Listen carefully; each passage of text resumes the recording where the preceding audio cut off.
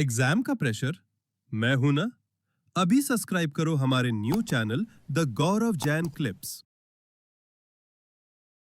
चलिए शुरू करते हैं।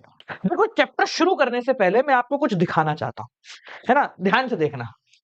ये देखो, ये है वो डर जिसकी वजह से हम इस चैप्टर को इतना मुश्किल समझते हैं, जितना एक्चुअल में ये है नहीं। कैश फ्लो स्टेटमेंट आपकी पूरी अकाउंटेंसी का सबसे आसान चैप्टर है, अगर उसको उतनी ही आसानी से किया जाए जितनी आसानी से होना चाहिए। आज का 1 घंटा अगर तुमने मुझे शिद्दत से दे दिया तो यकीन मानो, इस वीडियो को एंड करते करते कैश फ्लो स्टेटमेंट तुम्हारे लिए सबसे आसान चैप्टर बन जाएगा। और मैं उन सभी बच्चों से जो कि एंड तक रुकेंगे, कमिटमेंट भी चाहता हूं। जब ये वीडियो एंड होगी, जब हम खत्म करेंगे इस 1 घंटे का सिनेरियो पूरा, जिसमें cash flow statement, format, question, important, adjustment, टेढ़े मेढ़े एडजस्टमेंट सब कुछ कर लेंगे, तो एंड में आपका रिस्पॉन्स मैं जानना चाहूंगा कि यार मजा आ गया सर, मतलब हो गया कैश फ्लो स्टेटमेंट, अब मुश्किल नहीं लगेगा। बस आपको करना क्या है, कान में ईयरफोन लगाओ, और नहीं है तो खाली एक शांत कमरे में बैठ जाइए, पेन पेपर ले लीजिए साथ में, ठीक है? चाहे तो अकाउंटेंसी की एक पुस्तक खोल लीजिए और लेट्स गेट स्टार्टेड। बहुत मजे आने वाले हैं, ठीक है? डरो मत, कुछ नहीं है, ये याद ही नहीं करना है, कभी भी नहीं करना होता है। किसको याद है, किसी को याद नहीं, मेरे को तो याद नहीं है, तुम क्या याद कर लोगे? चलो शुरुआत करते हैं, बात करते हैं। देखो कॉन्सेप्ट से कि कैश फ्लो स्टेटमेंट होता क्या है। सिंपल भाषा में बोले तो कैश फ्लो स्टेटमेंट का मतलब है, कंपनी एक ऐसा स्टेटमेंट बनाती है, बेसिकली एक ऐसा डॉक्यूमेंट क्रिएट करती है जिसमें वो ये बताती है कि पूरे साल में हमारा पैसा कहां कहां कैसे कैसे चला गया। क्या बताती है कि हमारा पैसा पूरे साल में कहां कहां कैसे कैसे चला गया। फर्ज कीजिए कंपनी के पास शुरुआत में थे 1 लाख रुपए, साल एंड होते होते हमारे पास रह गए 40,000 रुपए। तो आपका जो कैश फ्लो स्टेटमेंट है वो ज्यादा कुछ नहीं, वो ये बताएगा कि ये 60,000 रुपए जो है ये कहां गए, ये कहां चले गए। बस इसके अलावा कैश फ्लो स्टेटमेंट कुछ भी नहीं बताता है। बेसिकली ये कहां चले गए इसको बताने के लिए एज पर accounting standard 3 cash flow statement को 3 अलग अलग एक्टिविटीज में डिवाइड किया गया है: ऑपरेटिंग, इन्वेस्टिंग एंड फाइनेंसिंग। अगर पहले तीनों का मतलब समझे तो वो देखो, ऑपरेटिंग का मतलब होता है कि बिजनेस रिलेटेड, जो हम कोर बिजनेस कर रहे हैं उससे रिलेटेड खर्चे, जैसे करंट एसेट्स में कम होना, ज्यादा होना, सैलरी होना, वेजेस होना, टैक्स पे करना, ये सब कुछ या करंट लाइबिलिटी, ये ऑपरेटिंग में आता है। बस बिजनेस चलते, बिजनेस से जो खर्चे निकले। इन्वेस्टिंग के अंदर आता है एसेट रिलेटेड खर्चे। एसेट कौन से? फिक्स्ड एसेट बेसिकली बोलेंगे अपन, ठीक है? ऐसे खर्चे जो कि लॉन्ग टर्म में हमको फायदा देंगे, एसेट्स खरीदना, एसेट्स बेचना, गुडविल इंक्रीज हो जाना, ये सारी चीजें जो है वो इसके अंदर आ रही होती है, या कहीं और से कोई कमाई, हमने कोई इन्वेस्टमेंट किया वहां से कोई कमाई है। फाइनेंसिंग के अंदर आता है हमारा कैपिटल स्ट्रक्चर, यानी कि सिंपल भाषा में बोले तो हमने कितने शेयर्स इशू किए हैं, ठीक है, उससे पैसा आया, डिवेंचर इशू किए उससे पैसा आया, शेयर का पेमेंट कर दिया, डिविडेंड दे दिया, ये सारी चीजें हमारी इसके अंदर आती है।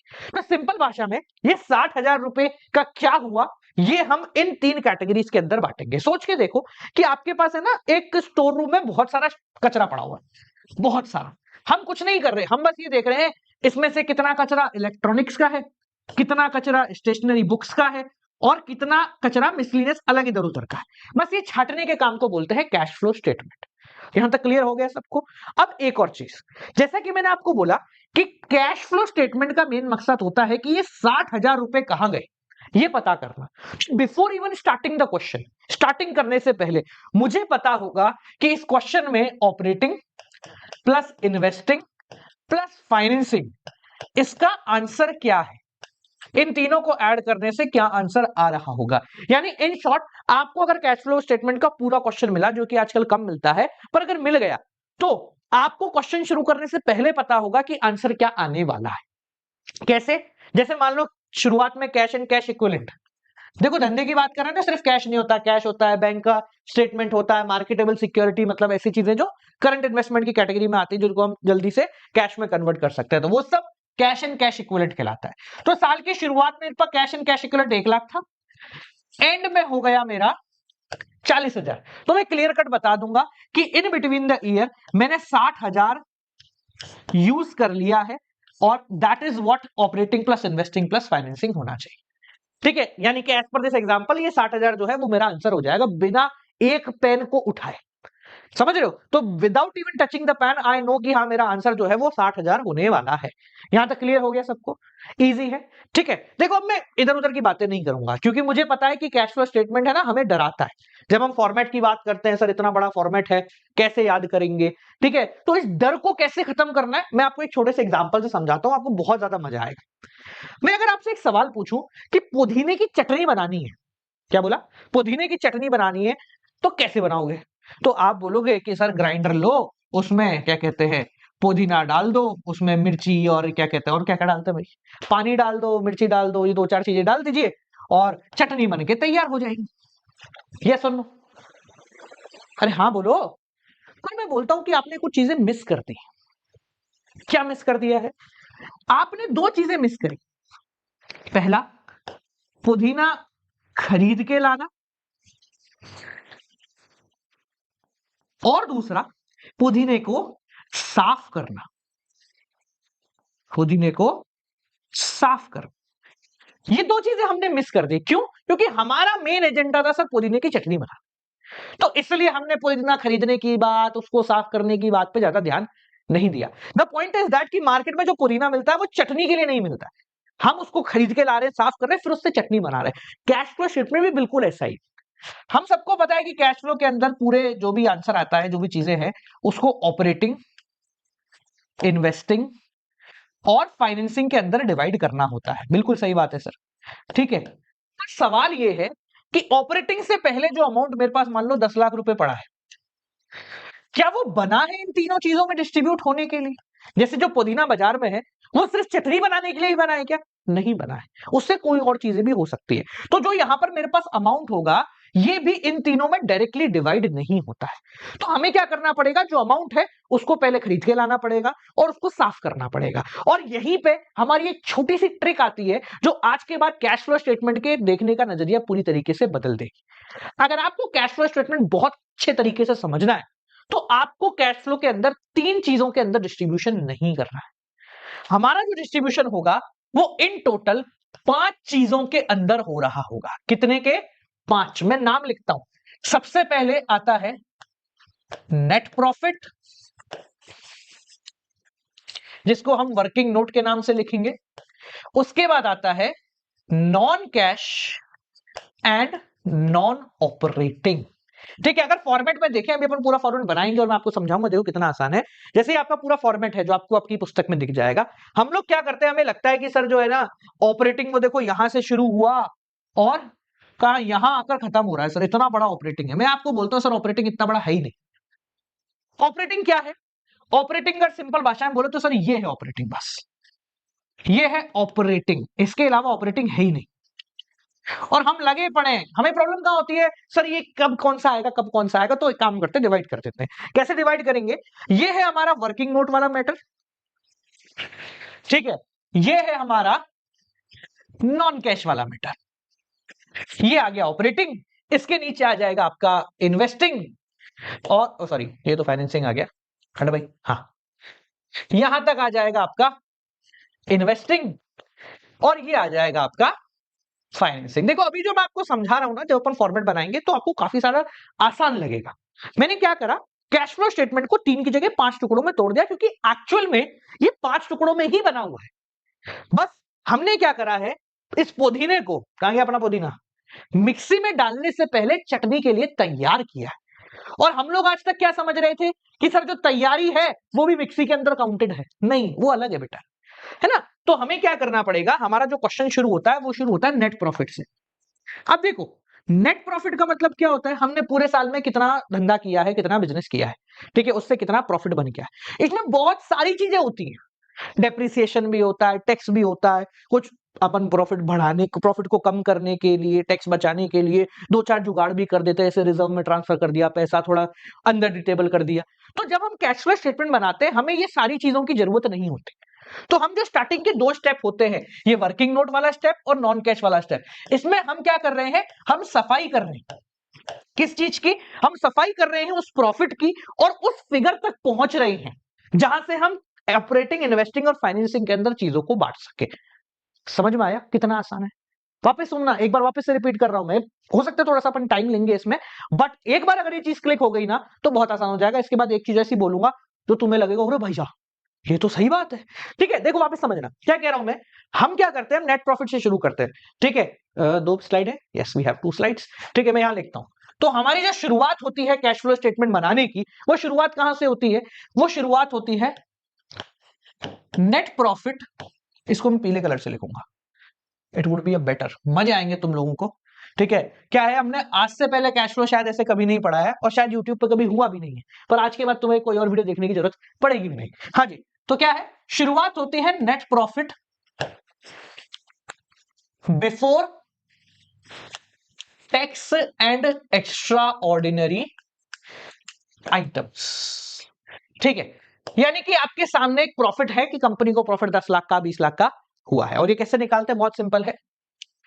ठीक है, closing minus opening of statement of P&L, यानी कि प्रॉफिट एंड लॉस का जो अकाउंट है क्वेश्चन में गिवन होगा, उसके हिसाब से आपको कितना क्लोजिंग और ओपनिंग का डिफरेंस है। जैसे देखो कैश फ्लो स्टेटमेंट जो है ना वो कंपेयर में बनाया जाता है कि पिछले साल से इस साल में हम ये तो देख रहे हैं कि भाई 1 लाख था स्टार्टिंग में, अब 40,000 रह गया, तो कैश फ्लो स्टेटमेंट बीच का 60,000 है।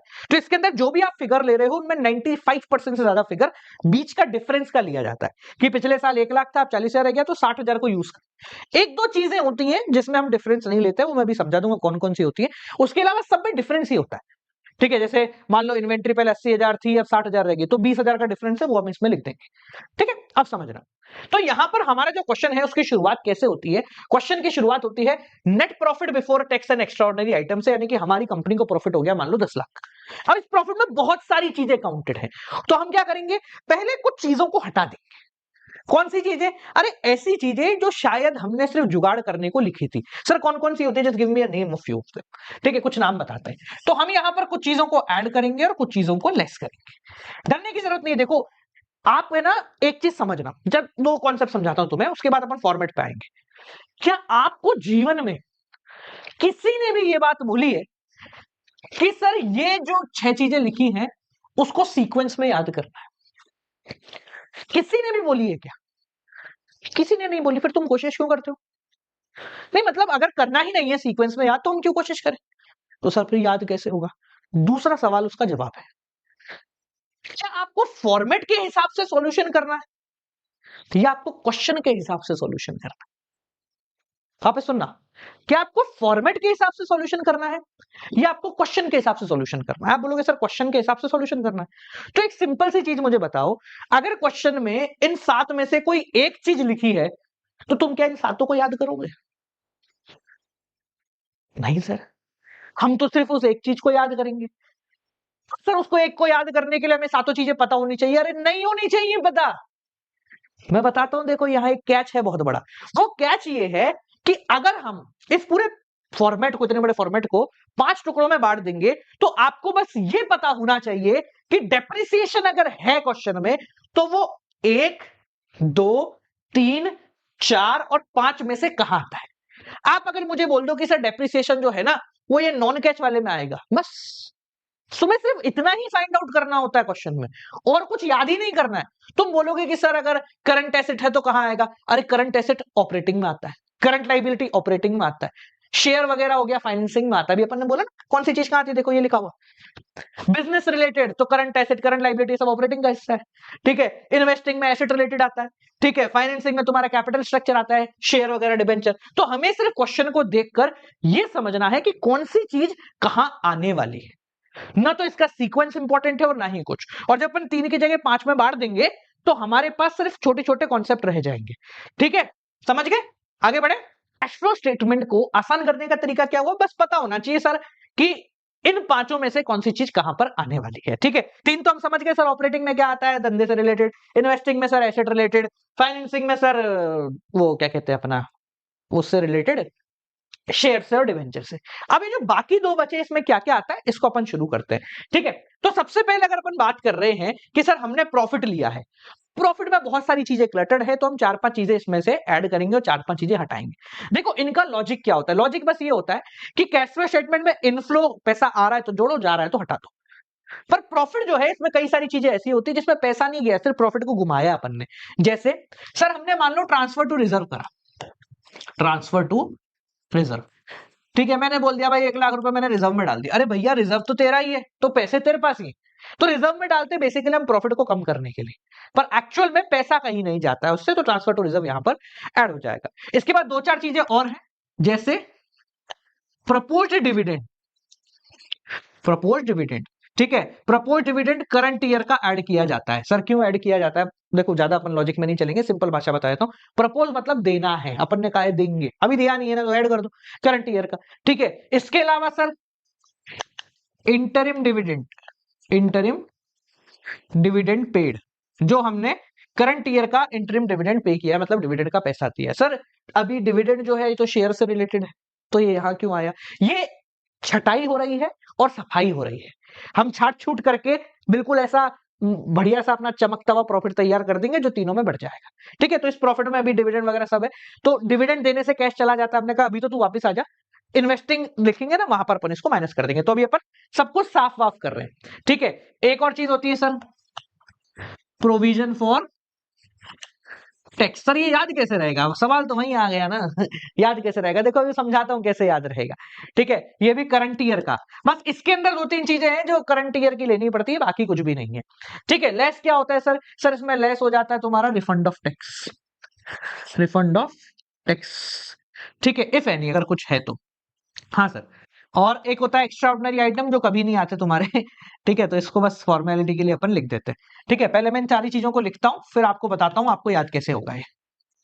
देखो मैं कोई ऐसा शॉर्ट फॉर्म वगैरह नहीं बताऊंगा, है ना, कि ये लो, ठीक है, इसको भी यहां लिख देते हैं अपन, ठीक है। ये करके एक तुम्हारे पास नंबर आ जाएगा जो बताएगा कि तुम्हारा नेट प्रॉफिट टैक्स देने से पहले कितना था, तुम्हारा टैक्स देने से पहले प्रॉफिट कितना था, ठीक है ना, ताकि हम इसको ऑपरेटिंग में यूज कर सके, मतलब वो दिन अपन घर पे ले आए, ठीक है। तो यहां लिख देते हैं net profit before tax and extra ordinary item.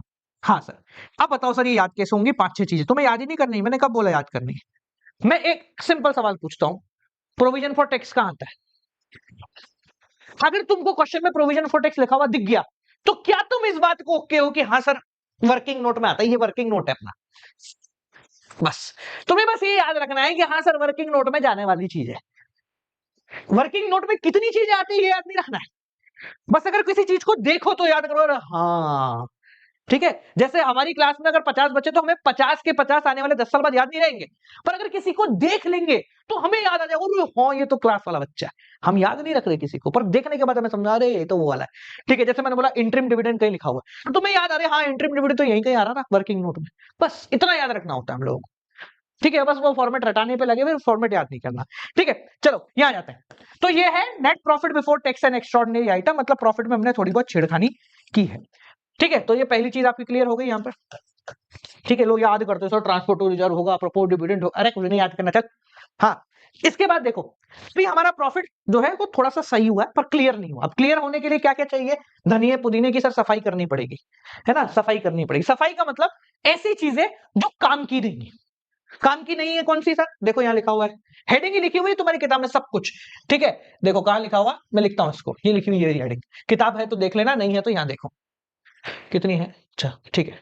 मेरे को और स्पेस चाहिए होगी, ठीक है, एक स्लाइड और ऐड कर लेते हैं इसमें तो बढ़िया रहेगा, है ना, तुम लोग भी समझ जाओगे, मजा आएगा। डुप्लीकेट अभी क्वेश्चन भी करेंगे और क्वेश्चन के बाद समझेंगे कि हमने क्या गलती करी थी आज तक। हाँ भाई, तो हम वो सब करने के बाद कहां पहुंच गए? हम वो सब करने के बाद पहुंच गए हैं net profit before tax and extraordinary items पे। इसकी एक वैल्यू आ गई है हमारे सामने कि हाँ सर इतनी वैल्यू है। अब क्या करना है? हमें एडजस्टमेंट करना है उन चीजों का जो काम की नहीं है। कौन सी चीजें सर? पीले कलर में लिखूंगा, adjustment for non cash and non operating. बस ये इंपॉर्टेंट, खत्म हो गया तुम्हारा पूरा क्वेश्चन। यानी कि अब मैं उन चीजों को लिखूंगा जो कैश की नहीं है। गलती से देखो प्रॉफिट में तो सब आता है ना भाई, जैसे डेप्रिसिएशन है उसमें कैश कहीं नहीं जाता, बस प्रॉफिट कम करने के लिए दिखाया जाता है। तो अब जो मेरा यहां पर काम होगा वो ये होगा कि जो नॉन कैश है, जो कैश का है ही नहीं, उसको मैं सही कर दूं, जैसे डेप्रिसिएशन से प्रॉफिट कम हो गया पर कैश तो कम नहीं हुआ, तो मैं यहां पर उसको वापस ऐड कर दूंगा कि भैया गलती हो गई, और ये कैश फ्लो बनाने के लिए आपकी जरूरत नहीं। तो डेप्रिसिएशन ऐड करने का मतलब है कि मैं उसके इफेक्ट को खत्म करूंगा। ठीक है, अब देखो यहां पर एक तो नॉन कैश लिखा हुआ है और एक नॉन ऑपरेटिंग लिखा हुआ है। कल हमने ना एक वो किया था, क्या कहते हैं, प्रैक्टिकल एग्जाम। तो प्रैक्टिकल एग्जाम में ये एक सवाल पूछा था कि भैया तुम्हारा ये मान लो क्या कहते हैं इंटरेस्ट जो है वो कहाँ आता है। तो बहुत सारे बच्चों ने मुझे बोला कि सर जो इंटरेस्ट है वो आपका आ रहा होता है किसमें, एक तो फाइनेंसिंग में आता है सर, ऑपरेटिंग में भी आता है। अबे ऑपरेटिंग में कैसे आएगा इंटरेस्ट? तो उन्होंने बोला सर ऐड तो होता है, आप कैसी बात कर रहे हो, ऐड तो होता है ना। तो यहां पर पॉइंट है कि सर वो नॉन ऑपरेटिंग का हिस्सा, नॉन ऑपरेटिंग का मतलब है कि ऑपरेटिंग का पार्ट ही नहीं है, इसलिए हम उसको लिख रहे हैं। तो इट इज नॉट पार्ट, बस ये नॉन ऑपरेटिंग है, मतलब सफाई कर रहे हैं हम लोग कि जो ऑपरेटिंग में नहीं है उसको यहां से हटा दो। ठीक है, क्या क्या ऐड करते हैं, क्या क्या लेस करते हैं, अगेन याद रखना, आपको याद नहीं रखना है, आपको कुछ भी याद नहीं रखना है, आपको बस समझना है कि हाँ सर ये यहां है, याद आना चाहिए डेप्रिसिएशन का है, अरे सर इनमें से कोई है। ठीक है, तो क्या क्या आता है देखिए, सबसे पहले आता है depreciation. Depreciation again remember not necessary, sequence क्या है, कोई याद नहीं रखने वाला सीक्वेंस, मुझे याद नहीं है तुम कैसे याद रखोगे बेटा। ठीक है, इसके अलावा जो इंटरेस्ट वगैरह होता है वो भी आ जाता है, इंटरेस्ट ऑन लोन। ठीक है, लोन पे जो इंटरेस्ट हुआ है वो इसके अंदर काउंट कर लिया जाएगा। देखो ये लिखे हुए सब सब लिखा हुआ है, ये 6-7 चीजें, अपन 6-7 लिखने की जरूरत नहीं है। ठीक है, बस आपको पता होना चाहिए जो इधर उधर की चीजें, जैसे कि इधर की कमाई हो गई, ठीक है, इंटरेस्ट जो आपने दे दिया, ठीक है, वो सब इसके अंदर आ जाएगा। इंटरेस्ट ऑन बोरोइंग है, इंटरेस्ट ऑन लोन है। ठीक है, लिखो लिखो, यहाँ लिख देते चलो, किधर गया ये रहा। इंटरेस्ट ऑन लोन हो गया, डिबेंचर हो गया, बैंक लोन हो गया, गुडविल वगैरह खत्म हो गई, गुडविल अमोर्टाइज, अमोर्टाइज का मतलब खत्म हो गई, कम हो गई गुडविल। ठीक है, तो आपको लिखना है। ठीक है सर, अमाउंट कैसे लिखेंगे इसका, अरे डिफरेंस दोनों का, पिछले साल डेप्रिसिएशन 70,000 का था, इस साल अब 90,000 का हो गया, तो चेंज इन डेप्रिसिएशन 20,000। ठीक है, इंटरेस्ट ऑन लोन 10% था पुराना, अब बढ़ गया 10%, तो उसका लिख दो। गुडविल पहले 1 लाख थी, अब 70,000 रहेगी, 30,000 कम हो गई, वो लिख दो। ठीक है, और कौन कौन सी चीजें होती हैं, loss on sale of fixed assets, fixed assets को बेचने पे अगर हमें कोई लॉस हुआ है तो उसको हम यहाँ पर ऐड कर देंगे। क्यों करेंगे, अरे यहाँ का पार्ट ही नहीं है ना भैया, लॉस होने से कोई कैश तो गया ही नहीं। ठीक है, एक increase in PBD, increase in PBD, provision for bad and doubtful depth. Sir याद करना है, नहीं करना है, मैं बोला पीबीडी कहाँ आता है, क्वेश्चन में दिख गया पीबीडी, अरे नॉन कैश का हिस्सा है भैया। अरे क्वेश्चन में दिख गया इंटरेस्ट, अरे नॉन कैश का हिस्सा है भैया, बस इतना पता होना चाहिए। ठीक है, लेस क्या क्या करते हैं देखो इसमें से, पहले तो खर्चे यहां लिखे, तो कमाई, क्योंकि वो कमाई जो तुमने करी है ना भैया, वो तो इन्वेस्टिंग करके करी है। तुमने अगर कहीं से मान लो पैसा लगाया था शेयर्स में और पैसे कमा लिए, तो आपका मेन धंधा तो वो है नहीं, फाइनेंसिंग कंपनी अगर आप नहीं हो तो वो मेन धंधा है नहीं आपका। तो भैया ऑपरेटिंग में क्या करेगा वो, तो पहले उसको ऑपरेटिंग में से गायब करो कि नहीं नहीं यहाँ नहीं लिखना है, अलग कर दो, अभी हटा दो, धो के कचरा वचरा साफ करो उसका। ठीक है, तो कहां से, income, interest income, interest rental dividend, ये तीनों प्रकार की जो इनकम है ना, इसको हटा दो। इंटरेस्ट कहीं से कमाया तो इन्वेस्ट करके कमाया, तो इन्वेस्टिंग का पार्ट है ये, इसलिए हमने यहाँ पे लेस कर दिया इसको। रेंट तुमने कहीं लिया और वहां से पैसा आ गया, तो ये भी इन्वेस्टिंग है। डिविडेंड ये भी उसी का पार्ट हो गया। ठीक है, तो ये जो है ये आपकी इनकम है, इसको यहां से हटा देंगे। यहाँ पर लॉस ऑन सेल है तो यहाँ पर गेन ऑन सेल कर दो, और फिक्स्ड एसेट या इंक्रीज इन पीबीडी है तो यहाँ पर डिक्रीज इन पीबीडी। ठीक है, हम ऑपरेटिंग पे नहीं है, ये ऑपरेटिंग से पहले नॉन कैश की हेडिंग है, बस ये हेडिंग आपके काम की है, ये हेडिंग समझ गए तो काम हो जाएगा। तो इनको ऐड करा, जो भी आया उसमें से ये सब माइनस करा, करने के बाद जो आंसर आया ये लो, ये सब इसी का पार्ट है, वो अपन ने अभी तक यहां लिख दिया है। ठीक है, ये माइनस करके फाइनल आंसर आएगा। देखो ये कहां पहुंच गए अपन, यहां पहुंच गए सर अपन, ये लो। ठीक है जी, अब यहां तक हमारी सफाई हो चुकी है, मिक्सी में डालना है आपको। अगर आपने यहां तक का समझ लिया है तो याद रखो, हो गया तुम्हारा कैश फ्लो स्टेटमेंट, खत्म हो गया। ये तो बेवकूफ बनाते हैं, ये है ही नहीं बेवकूफ बना रहे हो तुम हमें, ये भी नहीं है, बेवकूफ बना रहे हो हमें, ये तो है ही नहीं कुछ, कितना आसान है, ये है ही नहीं सर, पार्ट ही नहीं है क्वेश्चन का, पता नहीं क्यों हमें दे देते हैं। ठीक है, तो यहां तक समझ में आ गया। मैं आपसे एक सवाल पूछता हूं, चलो दो चीजें आपके पास, अभी आपने क्या करा, वर्किंग नोट देखा और नॉन कैश देखा। रिजर्व, ट्रांसफर टू रिजर्व कहां पे आता है इन दोनों में से, ट्रांसफर टू रिजर्व अभी करा था किसमें, सर वर्किंग नोट में आता है। ठीक है sir, loss on sale of fixed assets किसमें आता है, इसमें आता है। डेप्रिसिएशन किस में आता है सर? इसमें आता है। मेरे को याद नहीं सीक्वेंस क्या है, मुझे याद नहीं इसमें 10 चीजें कौन सी आती है, मुझे बस ये याद है कि ये पर्टिकुलर चीज इसमें आती है, खत्म। इससे ज्यादा याद रखने की जरूरत भी नहीं है। ठीक है, तो हम कहां पर पहुंच गए? हम पहुंच गए हैं नॉन कैश को एडजस्ट करने के बाद, है ना। हम नॉन कैश खत्म कर चुके हैं, adjustment for non cash and non operating, यहां आ गया ये रहा। ठीक है, अब इसमें क्या करना है सर? अब ऑपरेटिंग पे आ जाओ। ठीक है, अब ऑपरेटिंग, इन्वेस्टिंग और फाइनेंसिंग इन तीन में हम डिस्ट्रीब्यूट करेंगे। तो यहां लिखते हैं operating profit before working capital changes. ठीक है, ये पीले कलर में लिखना पड़ेगा आपको, मैंने व्हाइट में लिख दिया। ये लो, मिटा देते हैं इसको, फिर आप पीले में लिखते हैं। Operating profit before working capital changes. जितना भी अपने को समझ लग रहा है ना, वो सारा समय समझने का लग रहा है। ठीक है, एक बार अगर तुम समझ गए तो यकीन मानो इतना आसान हो जाता है कैश फ्लो स्टेटमेंट। मतलब मैं जब अपनी 12वीं में था ना, मेरे को बहुत डर लगता था। और ये मान के चलो, मैंने पता है क्या जुगाड़ किया था, मैंने एक इतनी बड़ी पेपर वो ले लिया था शीट। ठीक है, उसमें है ना, जैसे वो होता है अपना रजिस्टर है, ये पूरा है, तो इसमें ये 2 साइड हटा दी थी, यहाँ पूरा फॉर्मेट बना दिया 2 पन्नों में। ठीक है, अब यहाँ पेंसिल से अमाउंट लिखता, मिटा देता, फिर लिखता, फिर मिटा देता, ऐसे करा था मैंने। डर गया था, मैंने कहा ये कैसे याद होगा। फिर खुद ही दिमाग लगाया और फिर समझ में आया, अरे मैंने कहा यार ये तो बेवकूफ बना दिया हम लोग। ठीक है, तो ये पीला कलर आ गया। और एक प्रॉब्लम और है ना तुमको कि सर हम भूल जाते हैं, ये लिखना रह गया, वो लिखना, अरे देख अभी सब लिखना भी याद आएगा। ऐसे बोलोगे अरे और कितना आसान था, हम लोग बड़े मजा आते हैं। हाँ, operating profit before working capital changes, यानी कि अब हम पुदीना खरीद भी लाए, साफ भी कर लिया, अब बस तीनों में बांटना है। ठीक है, पहले ऑपरेटिंग में बांटना है। सो ऑपरेटिंग, ये रहा, किधर गया? ठीक है, देखो कैसे बांटते हैं। हटिया भाई, ले आओ भाई पेन पेपर। अबे कहां गया? हाँ, लियो भाई। ऐड, 2 चीजें होती हैं इसके अंदर बस, decrease in current asset. Current asset जितने भी होंगे उनको वो जैसे कम होंगे वो यहां लिख देना, जितने कम हुए। Increase in current liability, increase in current liability, लियो भाई यहां लिख देना। एसेट कम हुए, 60,000 से 40 हो गए, जो 20,000 लिख दिया। लाइबिलिटी बढ़ गई तो यहाँ लिख दिया। कितनी डिफरेंस होगा ना, वही लिखना है अपने को। अभी तक अपन ने समझा कि प्रोविजन और टैक्स वैक्स के अलावा सब में डिफरेंस कोई लिखा जाता है। ठीक है, लियो साहब लेस कर लो इसमें से। ठीक है, क्या लेस करा? छोटा बनाऊं, यहाँ पे बना लूंगा यार। हाँ, छोटा बनाते हैं, इधर भी बना लेंगे ना अपन, फाइनल यहीं पे खत्म कर लेंगे। अरे भाई हाँ, लेस उल्टा, increase in current asset and decrease in current liability. ठीक है, ब्रैकेट में लिखते हैं, मतलब माइनस है। ठीक है जी, ये लो। नहीं, लाइन नहीं बनाऊंगा। हाँ हटो। और इसमें ऐसा कुछ नहीं होता है 2 कॉलम बनते 3 कॉलम, तुम्हारी इच्छा उतने बनाओ यार, कौन रोक रहा तुम। ठीक है जी, ये आ गया लो। अब सर एक सवाल है, सर मुझे पता ही नहीं करंट एसेट कौन से होते हैं, मुझे पता ही नहीं करंट लाइबिलिटी। अरे मत पता रहने दे मेरे भाई, क्वेश्चन में बैलेंस शीट आएगी बन के, उसमें हेडिंग लिखी होगी करंट एसेट, वो सारे करंट एसेट हो गए। हेडिंग लिखी करंट लाइबिलिटी, वो सारी करंट लाइबिलिटी हो गई, खत्म। दिमाग ही नहीं लगाना है मेरे को। ठीक है, ये लो।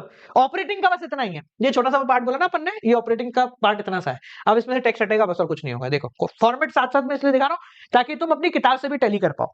ठीक है, तो अपन यहां पर आ गए, ये यहां तक हो गया अपना, खत्म। ठीक है, अब इसमें क्या है, इन जो भी अपन ने करा है उस सबको ऐड करा, तो अपने पास आ गया, सफाई हो गया पूरा, आ गया। हाँ, कैश जनरेटेड फ्रॉम ऑपरेशन। ठीक है, अभी छटाई वटाई करके हमारे पास आ गया है कैश जनरेटेड फ्रॉम ऑपरेशन। ठीक है, कि कितना पैसा हमने बनाया है। अब टैक्स वैक्स को हटा देते हैं इसमें से, लेस इनकम टैक्स पेड। ठीक है, इनकम टैक्स पेड क्वेश्चन में मेंशन होगा, और नहीं मेंशन होगा तो provision for tax, provision for tax of previous year, पिछले साल का जो प्रोविजन होता है इस साल का टैक्स होगा। क्वेश्चन में मेंशन है तो बात अलग है, नहीं मेंशन तो बाय डिफॉल्ट हाँ भाई पिछले साल जो तूने रख रखा था वो दे दिया होगा, सिंपल सी बात है। ठीक है, ये आ गया आपका ऑपरेटिंग, या कैश फ्लो पूरा लिखते हैं ना, हाँ शॉर्ट में नहीं लिखूंगा, कैश फ्लो और used in operating activities, operating activities. ठीक है, ये हो गया पहला, इसको बाहर लिख देते हैं। ठीक है, कुछ भी अभी तक अपन ने बाहर नहीं लिखा, सिर्फ पहला अमाउंट है जो कि अभी तक अपन ने बाहर लिखा है। ठीक है, ये आपका पहला पोर्शन खत्म हो चुका है। और मेरी भाषा में बोलो तो 3 पोर्शन तुम्हारे हो गए 5 में से। लोग क्या बोलते हैं, इतना लंबा पहला है, हम भूल जाते हैं कि डेप्रिसिएशन पहले आएगा या वर्किंग कैपिटल पहले आएगा। अलग कर दो दोनों, वर्किंग नोट अलग बनाओ और क्या कहते हैं नॉन कैश अलग बनाओ, ऑपरेटिंग अलग। तुम्हारे को समझने के लिए तो करना है, ऐसा कुछ खत्म किस्सा। ठीक है, ऑपरेटिंग का काम हो गया। सेकंड आ जाओ इन्वेस्टिंग पे, लो cash flow from investing activity. अब भैया ये तो बहुत ही आसान है यार, ये लो तुम्हारे तो किताब में भी 4 चीजें गिवन होंगी इसमें, देखें देखो किताब में 4 चीजें गिवन होंगी तुमको। कितना है ये देखो, ये रहा और ये रहा, खत्म। 4 चीजें तो है, तो वो भी सबके नाम लिखे हुए उन्होंने, मैं तो 2 लाइन में खत्म कर दूंगा। हाँ भाई, ऐड। अब पैसा कैसे आता है, जब आपने एसेट बेचा तो proceed from sale, proceed from sale, ठीक है, ऑफ फिक्स्ड एसेट्स हो गए या कोई और एसेट, जो भी तुम्हारे क्वेश्चन में एसेट गिवन है। जैसे मशीनरी 1 लाख की थी, अब 70,000 की रह गई, डेप्रिसिएशन अलग लिखा हुआ है, तो भाई ठीक है 30,000 की हमने बेच दी, उससे पैसा आया होगा, ले। ठीक है, और सर वो इनकम थी ना ये वाली, कि यहाँ पॉकेट में अपन ने लेस कर दी थी, इनको ले जाके जोड़ दो, लो साहब, इंटरेस्ट रेंट और डिविडेंड इनकम।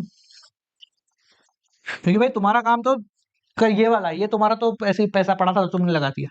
लेस कर दो sale or purchase of fixed assets वगैरह, जो भी एसेट तुमने खरीदे वो परचेज हो गए, लो हो गया खत्म।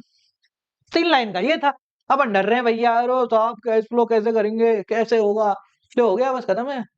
तेरा गुडविल खरीदने का, मार्केट सब एक ही है, क्वेश्चन में दिख जाता है, क्वेश्चन में सब दिख जाता है, ये सब दिमाग नहीं लगाने का।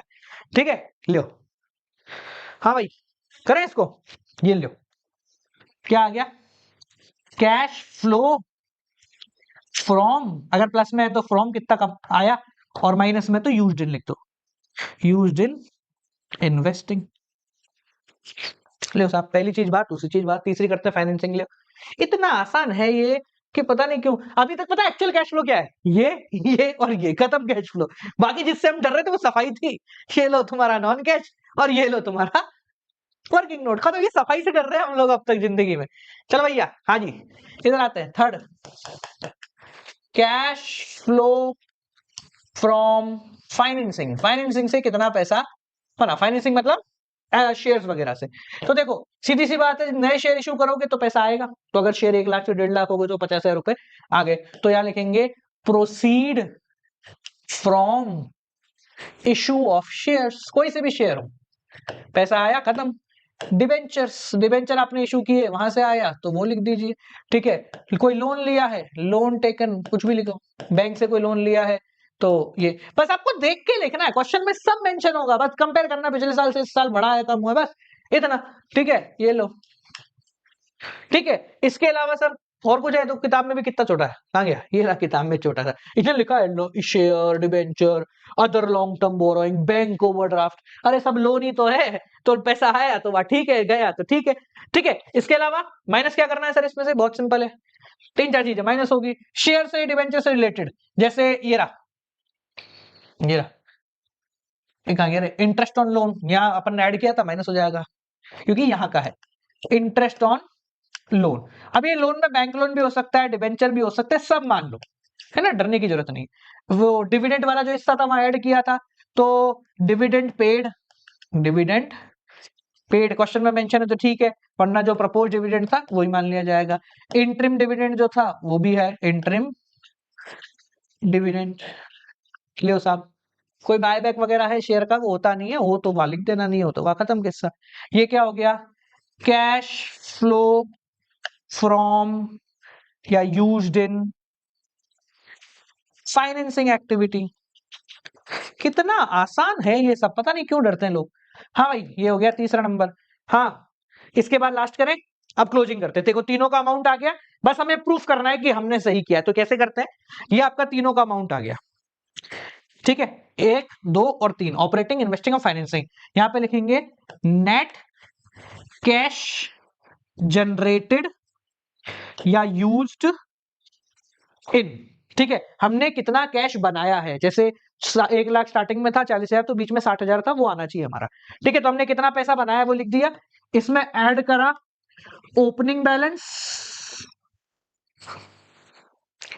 Of cash and cash equivalent, question में मेंशन होगा, ठीक है, फाइनल जो आना चाहिए इन दोनों को ऐड करने के बाद वो आना चाहिए हमारा क्लोजिंग बैलेंस। ठीक है, जैसे मैंने आपको सिखाया था भाई, ओपनिंग में मान लो 1 लाख है, एंडिंग में 40,000 है, तो हमारा ये नेट कैश जनरेटेड -60,000 आना चाहिए। तो -60,000 प्लस 1 लाख इक्वल टू 40,000। खत्म, ये हो गया कैश फ्लो स्टेटमेंट, पूरा हो गया, लो खत्म, खत्म है। अब कैश फ्लो स्टेटमेंट में क्या दिक्कत थी तुम लोगों को? मतलब सर इतना बड़ा फॉर्मेट है, कुछ नहीं, ये है एक्चुअल कैश फ्लो स्टेटमेंट। इससे पहले का जो अपन ने किया ना, ये दो क्या है सर? ये है वर्किंग नोट का पार्ट, और सर ये है नॉन कैश का पार्ट। बस आपको याद क्या करना है, उस पर आ जाते हैं अपन। देखो इधर उधर की बातें नहीं करेंगे, अपन याद क्या करना है उस पर आते हैं पहले। तो आपको क्या करना होता है जब भी आपके सामने क्वेश्चन आएगा, जैसे मैंने बोला आपको इंटरेस्ट ऑन बोरोइंग कहा था, तो आपको याद होना, जहां भाई बोरोइंग है तो फाइनेंसिंग में आ जाएगा, और सर नॉन कैश में आ जाएगा। डिवेंचर क्या, डेप्रिसिएशन कहां आता है सर? अरे सर नॉन कैश का पार्ट। बस इतना देखकर पता होना चाहिए कि ये पांचों में से कहां आता है। कौन कौन से पांच है, वापस रिपीट करता हूं। वर्किंग नोट है सर, नॉन कैश है सर, ऑपरेटिंग है सर, इन्वेस्टिंग है सर, फाइनेंसिंग है। इन तीन को तो क्लियर है अपन। ठीक है, करंट एसेट करंट लाइबिलिटी आ जाता है, एसेट्स वगैरह आ जाता है, एसेट से होने वाली कमाई नुकसान, ये शेयर्स डिवेंचर आ जाते हैं, ठीक है, डिविडेंड आ जाता है। ये तीन तो क्लियर है अपन। बाकी इन दो में दिक्कत है। दिक्कत भी क्या है बता लो, 4-5 चीजें, इनमें से कोई भी होगी तो लिख देंगे, नहीं होगी तो राम भला। ठीक है, तो all you need to do is to remember कि 5 में से कहां पर जा रहा है।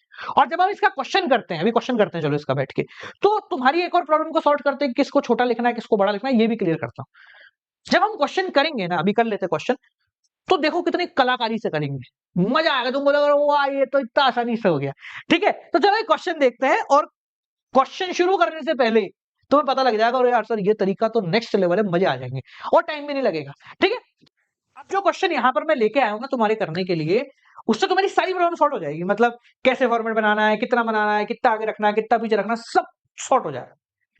पर क्या करना है, ध्यान से देखना। देखो मैं आपको पहले ब्रीफिंग देता हूं कि अपन करेंगे क्या। जब भी हम कैश फ्लो क्वेश्चन देखते हैं ना, हमारी सबसे बड़ी प्रॉब्लम होती है फॉर्मेट कितना बड़े बनेगा, कोई चीज छूट जाएगी, कोई चीज कवर हो जाएगी। देखो क्या करना है, अपन ने यहां पर सीखा है कि कैश फ्लो को 5 टुकड़ों में तोड़ते हैं। Working note, non cash, operating, investing and financing. तो बिना कुछ सोचे समझे हम इन चीजों को तोड़ना शुरू करते हैं। हम नहीं देख रहे फॉर्मेट क्या है कैसे, बस देखते बांटते कैसे होता है। ठीक है, तो देखो बांटना शुरू करते हैं।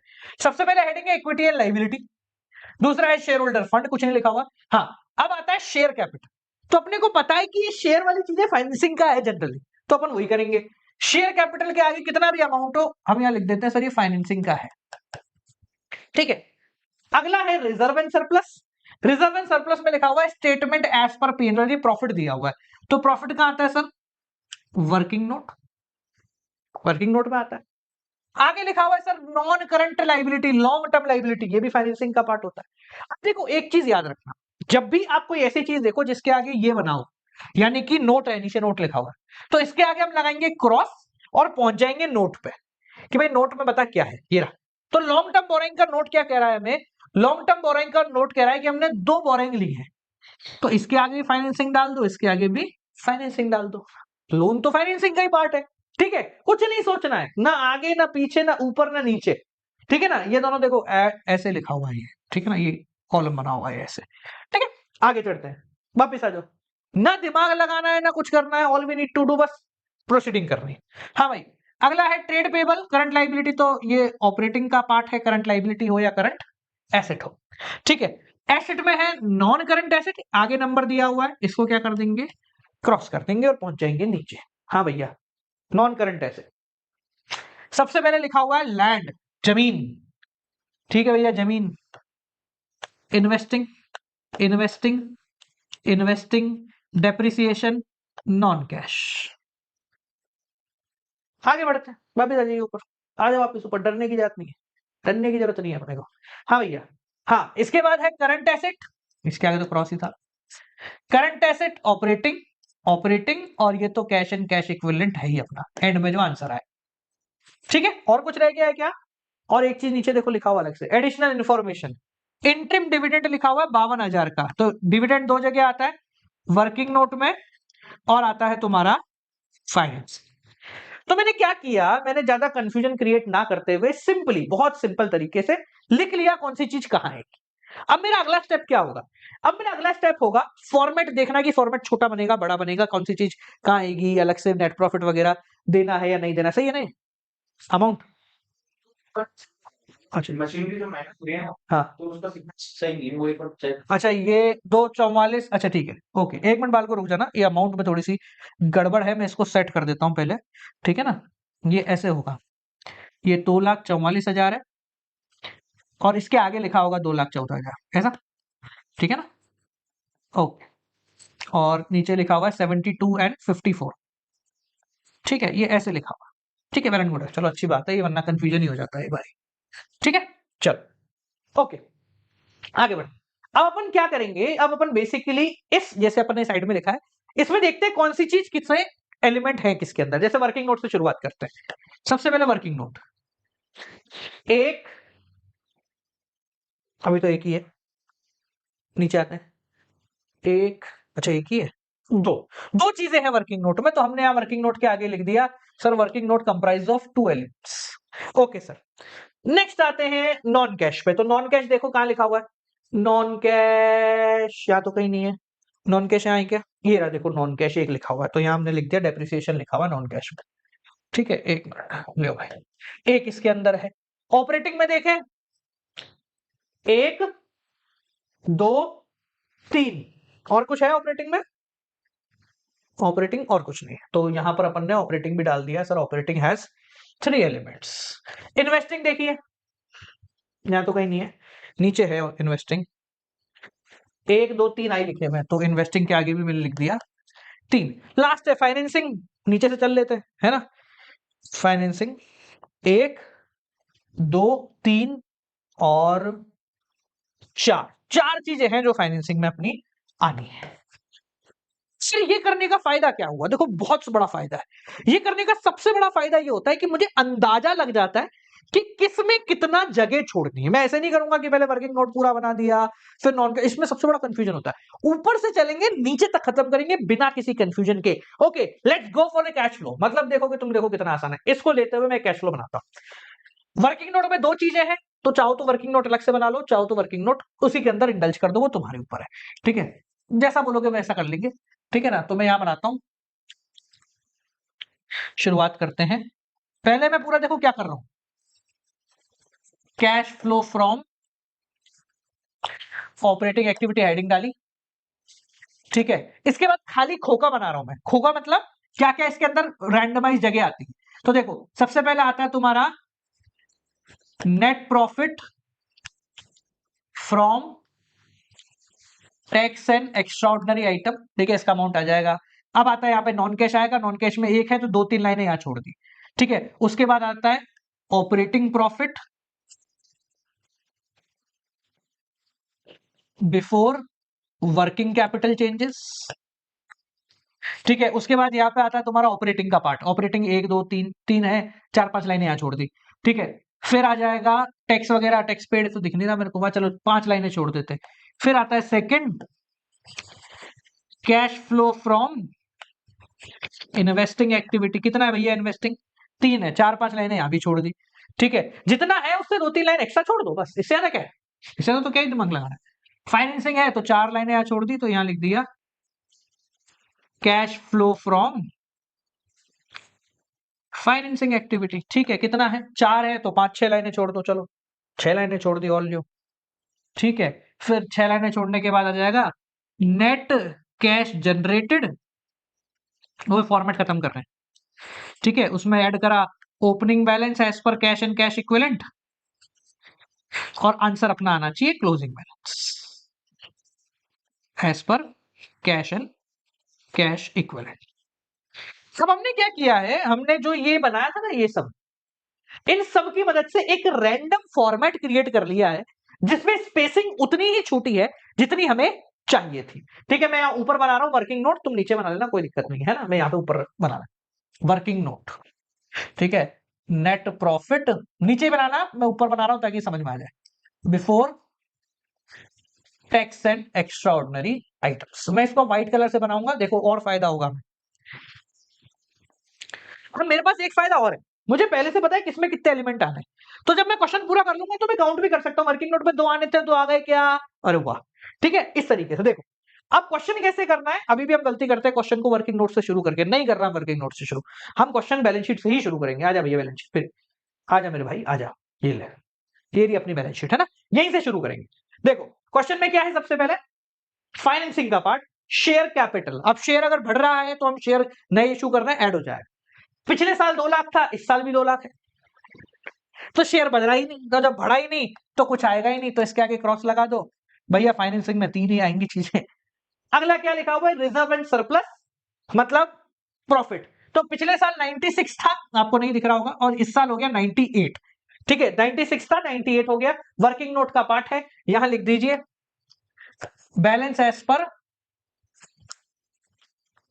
Statement of P and L. ठीक है, क्लोजिंग माइनस ओपनिंग, कितना हो गया भैया, 2000 रुपए यहां पर हो गया। ठीक है जी, आगे बढ़ते हैं। अगला क्या है, लॉन्ग टर्म बोरोइंग, इसके आगे क्रॉस लगा हुआ है। So what do you mean by cross, कि सर इसका जो एडजस्टमेंट है वो कहां है, यहां नीचे दिया हुआ है। ठीक है, अब देखो सारी चीजें क्लियर हो रही हैं।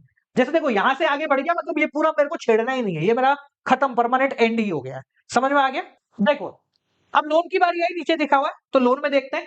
लोन फ्रॉम जेड लिमिटेड, पिछले साल था हमारा भैया 0, इस साल हो गया 40,000, मतलब 40,000 रुपए का हमने लोन ले लिया है। कहां पर है, फाइनेंसिंग में, तो फाइनेंसिंग में आ जाओ, ये लो फाइनेंसिंग आ गई अपनी। ठीक है, यहां लिखते हैं लोन लिया है, तो ऐड बोरोइंग।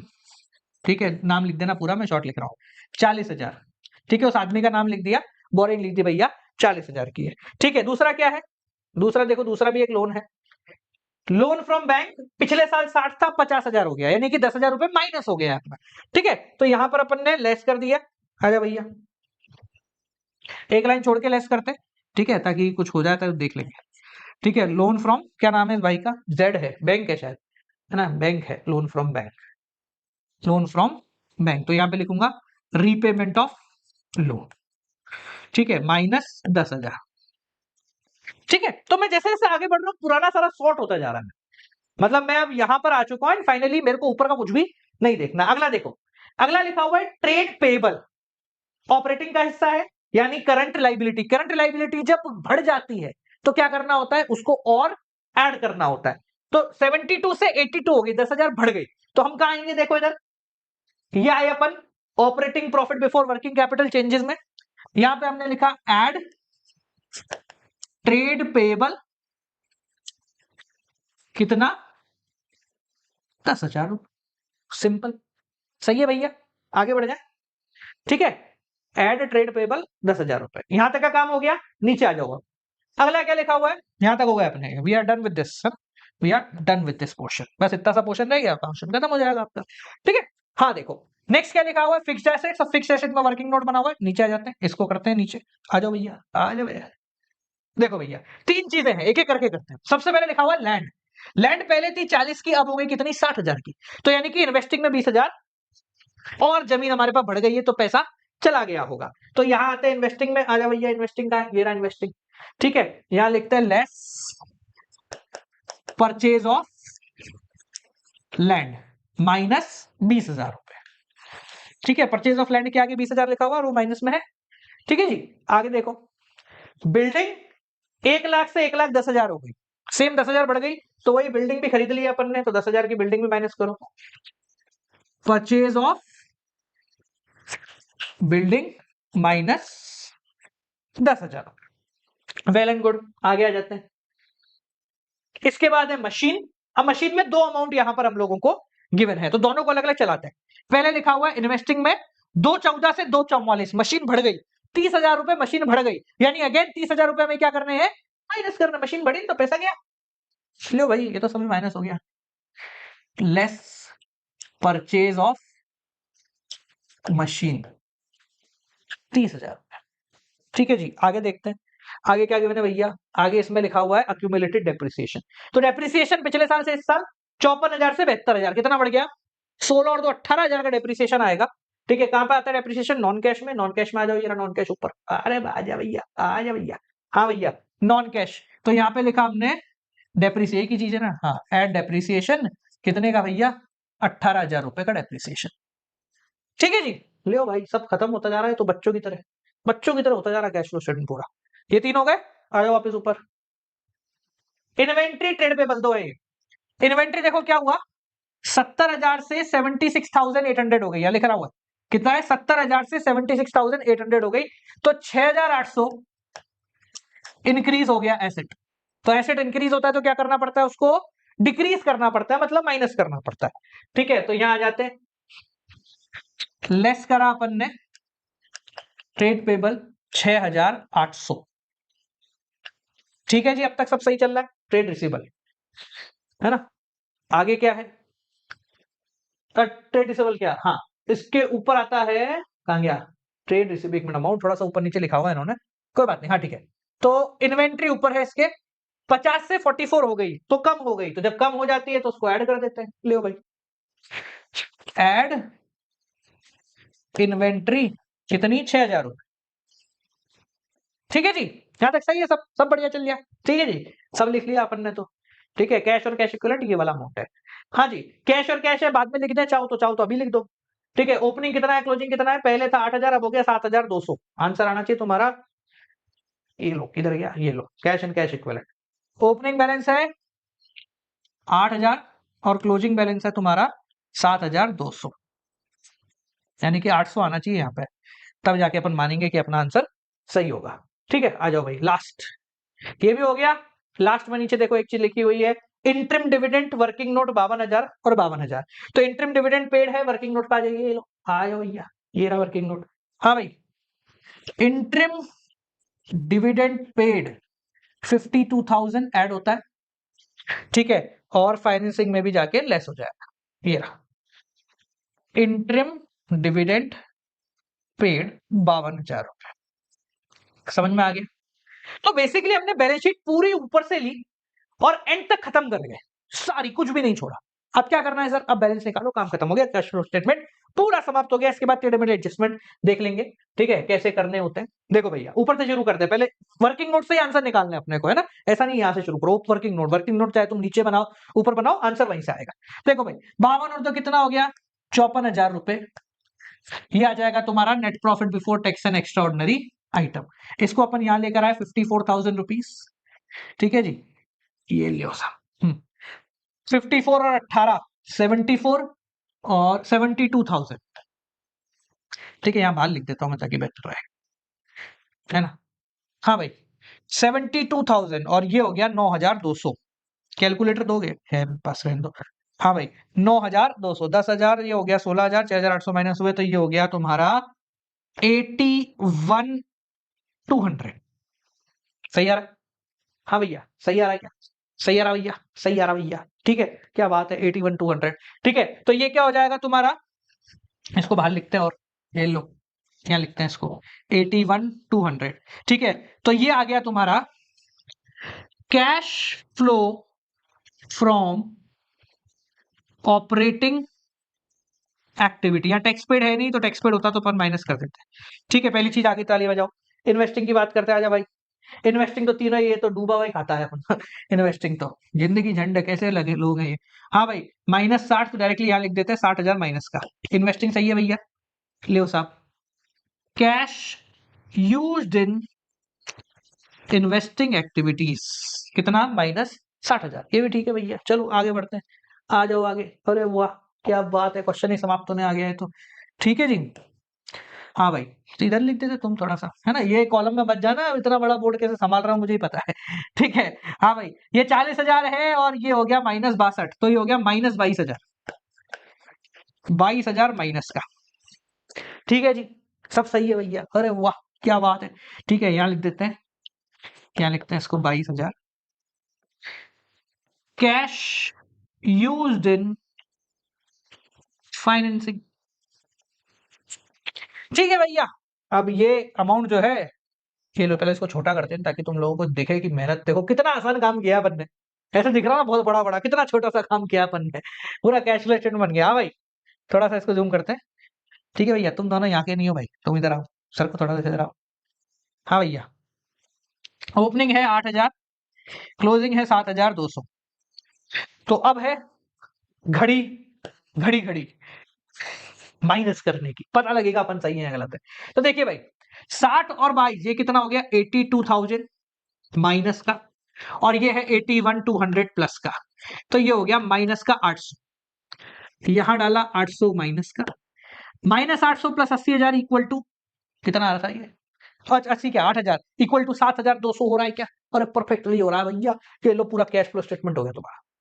इतना परेशान होते हैं हम, बस तरीका लगाना है अपना, काम हो जाएगा सॉलिड। ये लियो लो, ठीक है, हो गया बढ़िया। अरे ये कहां से आ गया, दो हटाओ भाई इसको, दो को, where from you come to, okay लियो भाई, वेल एंड गुड है, हो गया पूरा का पूरा, बस इतना सही है। ठीक है जी, तो ये आपका कैश फ्लो स्टेटमेंट का क्वेश्चन पूरा यहाँ पर समाप्त होता है। अब जो है अपन उन टेढ़े मेढ़े चीजों की बात करें। देखो सिंपल तो हो गया है, पर क्या है कभी कभी एक दो अकाउंट भी बनाने पड़ जाते हैं, तो देखते हैं कौन कौन से अकाउंटर कैसे ये काम कर रहे हो। कैश फ्लो स्टेटमेंट में बाकी सब चीजें तो नॉर्मल है, बस ये चार चीजें हैं जो कि तुम्हें प्रॉब्लम देती है। प्रपोज डिविडेंड हो गया, प्रोविजन फॉर टैक्स हो गया, इंटरेस्ट ऑन डिवेंचर या फिर मशीनरी अकाउंट, बस ये चार ही चीजें तुम्हें परेशानी देती है। तो एक एक करके इन चारों के एडजस्टमेंट समझते हैं, और इसको सेपरेटली रखना, मतलब लिख लेना कहीं पे, तो तुमको बढ़िया नंबर आ जाएंगे। सिंपल क्वेश्चन तो अपन ने कर लिया, मतलब कुछ नहीं होता। अब ये टेढ़ा क्वेश्चन कैसे करेंगे, मतलब एक टेढ़ा मेढ़ा, मतलब एडजस्टमेंट में दो तीन चीजें और टिका दी, तो डरने का नहीं होता। हम क्वेश्चन करने से पहले इसको सॉर्ट कर देंगे, ताकि अपन पहले से लिख लें किसमें कितना आएगा, वर्किंग नोट में कितना आने वाला है। चलो एक एक करके देखते हैं। सबसे पहले बात करते हैं प्रपोज्ड डिविडेंड। प्रपोज्ड डिविडेंड, इसका मतलब होता है कितना डिविडेंड हम देने की बात कर रहे हैं। तो कुछ भी हो, चाहे क्वेश्चन कुछ भी बोले, आपको प्रपोज्ड डिविडेंड में प्रीवियस ईयर को ही लिखना है। ठीक है, कहां कहां वो आपको पता है। ठीक है, प्रीवियस ईयर को ही कंसीडर करना होता है, वर्किंग नोट में भी लिखना है और फाइनेंसिंग के अंदर भी लिखना है। वर्किंग नोट एंड फाइनेंसिंग दोनों के अंदर आपको प्रीवियस ईयर ही लिखना है, करंट ईयर का कोई भी काम नहीं है। इस बात को अपने दिमाग में बिठा लो, ठीक है ना। करंट ईयर कुछ भी हो, लिखना ही नहीं अपने को, छोड़ दो प्रपोज डिविडेंड में एटलीस्ट। नेक्स्ट आता है प्रोविजन फॉर टैक्स। अब देखो प्रोविजन फॉर टैक्स जो है ना, वो दो तीन तरीके से हो सकता है। कैसे, पहले समझते हैं विदाउट एडजस्टमेंट। जैसे मान लो ये आपको दे रखा है, ठीक है, ये दे रखा है 2000 कितने, ये ले लो, ये करंट ईयर का है, ये प्रीवियस ईयर का है। ठीक है, यहां लिखा हुआ है provision for tax. Current year में लिखा हुआ है 1 लाख रुपए, ये 10 लाख लिख लो, और यहां लिखा हुआ है 9 लाख रुपए। ठीक है, अब ध्यान से समझना क्या होता है। ठीक है, जैसे करंट ईयर और इससे कंफ्यूज हो तो मान लो 2024 में लिखा हुआ है, 2023 में लिखा हुआ है, ऐसा अज्यूम कर लो। ठीक है, अगर क्वेश्चन में कुछ भी मेंशन नहीं है, कोई अलग से एडजस्टमेंट नहीं है, कुछ भी टैक्स से रिलेटेड कोई बात ही नहीं की गई है, सिर्फ प्रोविजन फॉर टैक्स ऐसे किया हुआ है, तो क्या करना है, ये प्रीवियस ईयर वाले को हम टैक्स पेड मानेंगे और करंट ईयर वाले को प्रोविजन मानेंगे। वापस रिपीट कर रहा हूं, प्रीवियस ईयर वाले को टैक्स पेड मानेंगे, करंट ईयर वाले को प्रोविजन। टैक्स पेड कहां होता है सर, ऑपरेटिंग में लेस कर दिया जाता है, और प्रोविजन वर्किंग नोट में ऐड होता है। अभी फॉर्मेट में देख लो, हाँ भाई वर्किंग नोट ये रहा, समझ गए। करंट ईयर वाले को ऐड कर दिया, और प्रीवियस ईयर वाला जो था वो ये रहा, ऑपरेटिंग में इनकम टैक्स पेड, ये माइनस हो गया। अगर क्वेश्चन में कोई इंफॉर्मेशन नहीं है तो, पर अगर क्वेश्चन में टैक्स से रिलेटेड कोई तीसरी इंफॉर्मेशन आ जाती है, जैसे सेम ही क्वेश्चन लेते हैं, ठीक है, ये लो सेम क्वेश्चन दिया मैंने, ये लो provision for tax 2024 current year मान लेते हैं इसको, और 2023 इसको प्रीवियस ईयर मान लेते हैं। ठीक है, छोटा लेते हैं, अमाउंट बहुत ज्यादा बड़ा हो गया, तो 1 लाख इसको ले लेते हैं और 70,000 इसको ले लेते हैं। ठीक है, यहां तक होता तो वही करते अपन, ये भाई टैक्स पेड हो गया, ये करंट ईयर। क्वेश्चन में एक एडिशनल इंफॉर्मेशन गिवन है, एडिशनल इंफॉर्मेशन, दो प्रकार की एडिशनल इंफॉर्मेशन हो सकती है। क्या, करंट ईयर टैक्स पेड मान लो दे रखा है कितने 80,000 रुपए, ये तीसरी इंफॉर्मेशन हो गई। मतलब हम सोच रहे थे टैक्स पेड 70 है, पर यहां लिखा हुआ है टैक्स पेड 80 है। तो जैसे ही दो के अलावा तीसरी इंफॉर्मेशन आ सकती है, जरूरी टैक्स पेड हो, कुछ और भी लिखा हो सकता है, जैसे करंट ईयर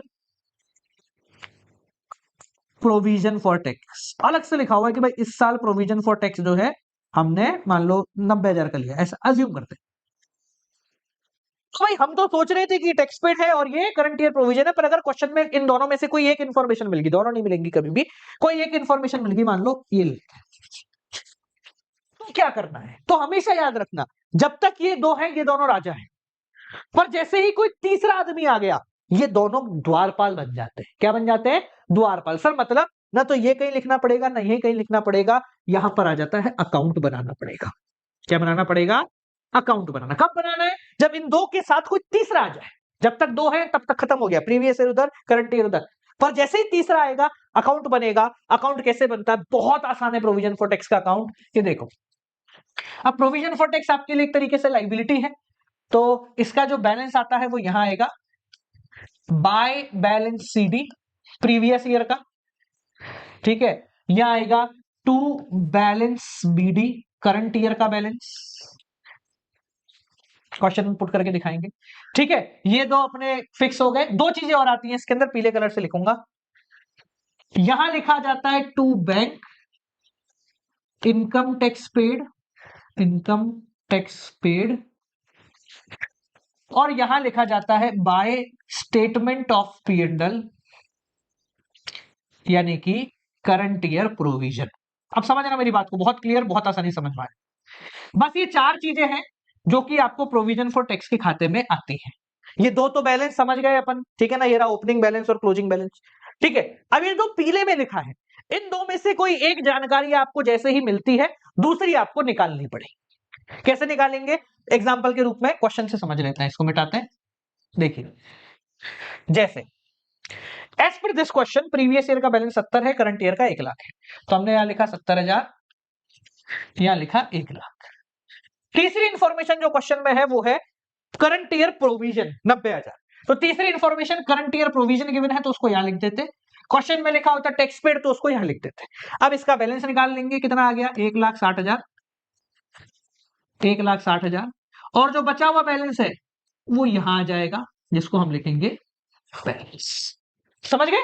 तो जैसे ही दो के अलावा तीसरा मिल जाएगा, हम एक खाता बनाएंगे जो फिक्स खाता है, जो मिला है उसको लिखेंगे। स्टेटमेंट करंट ईयर का गिवन है तो यहां लिख दो, टैक्स पेड गिवन है तो यहां लिख दो, ठीक है। अब सर इसमें से कैश फ्लो में कौन सा जाएगा? बहुत आसान है, ये दोनों पहरेदार है, अब इनका कोई काम नहीं, भाड़ में जान दो। करंट ईयर प्रोविजन है, वर्किंग नोट में ऐड हो जाएगा। इनकम टैक्स पेड है, ये तुम्हारा क्या कहते हैं, इनकम टैक्स पेड, वही ऑपरेटिंग में माइनस हो जाएगा, खत्म। कितना आसान था, समझ गए? तो दो से जैसे ही तीसरा मिल जाता है वैसे दो का रिश्ता तो खत्म हो जाएगा, वो तीसरा का रिश्ता होगा वो चौथे को ढूंढेगा तीसरा चौथे को ढूंढ रहा, जैसे मिल जाएगा वो दोनों अपना रिश्ता बढ़ा लेंगे, खत्म हो गया केस, ठीक है।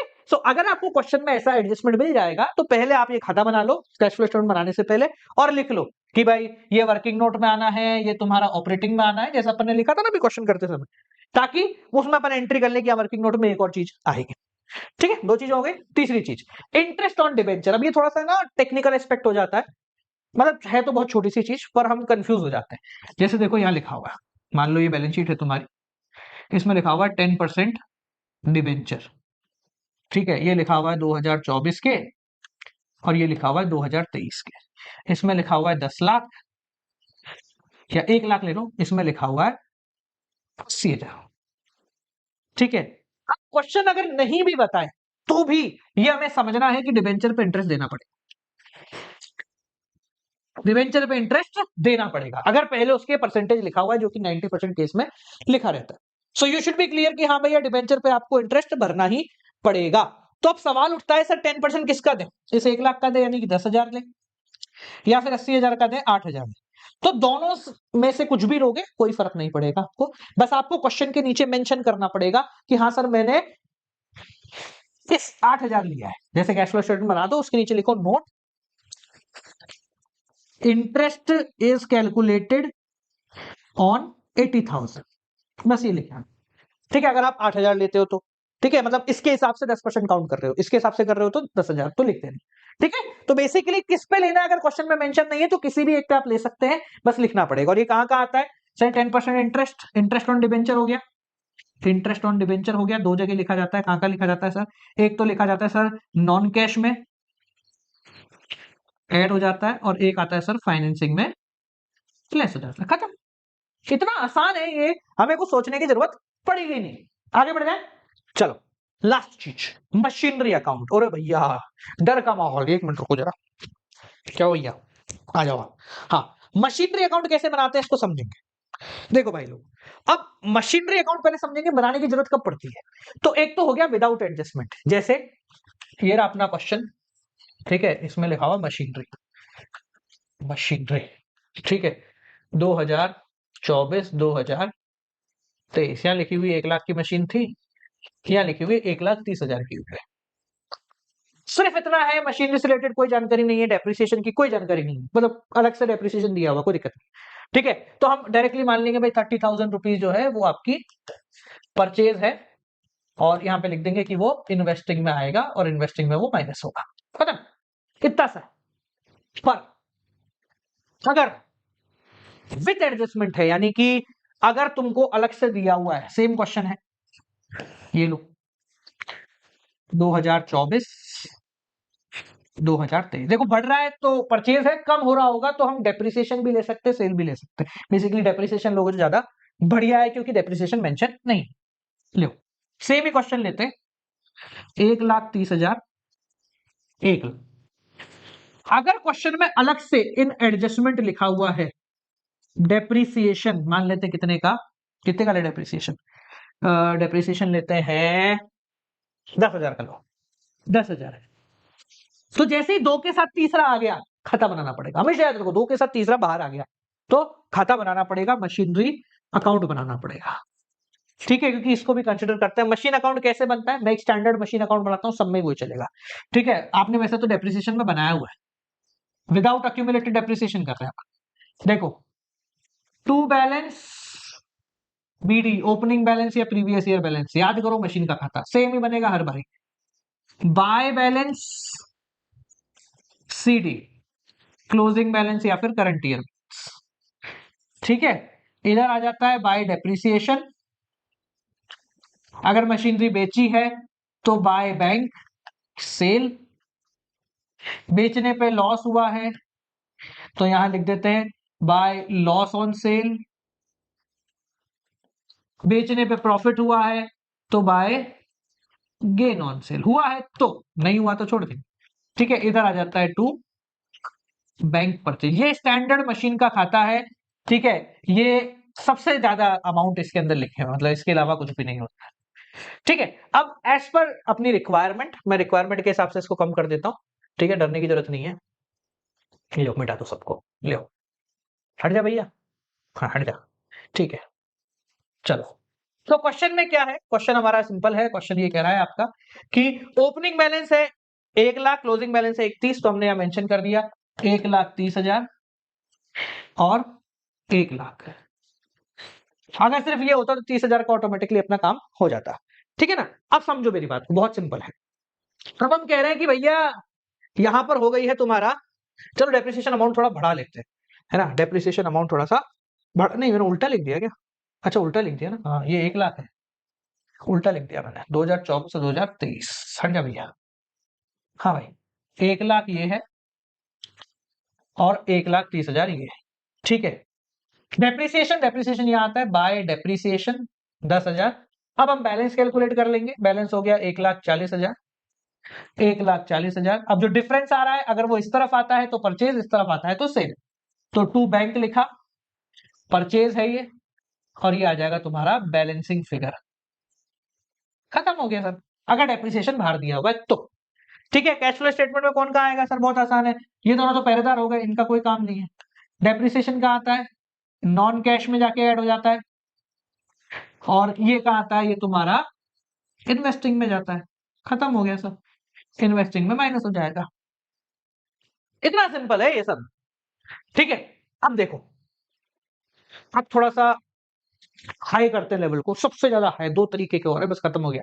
ठीक है, मशीनरी बेच दी मशीन, अब क्या करेंगे, डरने का नहीं है, जो अकाउंट बोला है वैसा ही बनेगा, डरने का नहीं है, सेम टू सेम।